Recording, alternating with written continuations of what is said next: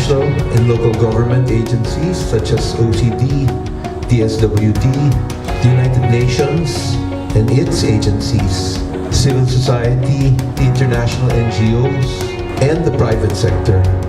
We're stronger when we work together, and that we can improve coordination, improve response and recovery times, and help save lives in those future emergencies that we're going to face.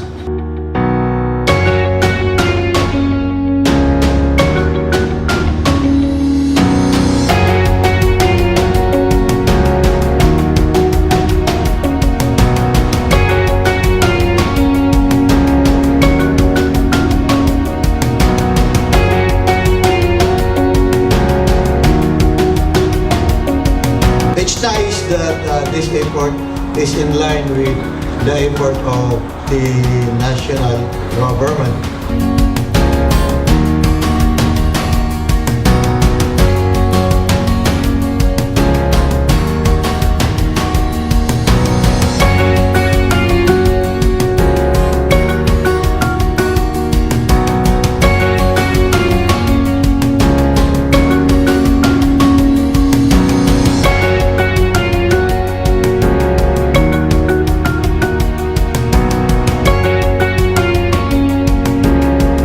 Thank all those people who worked so hard to make this exercise happen.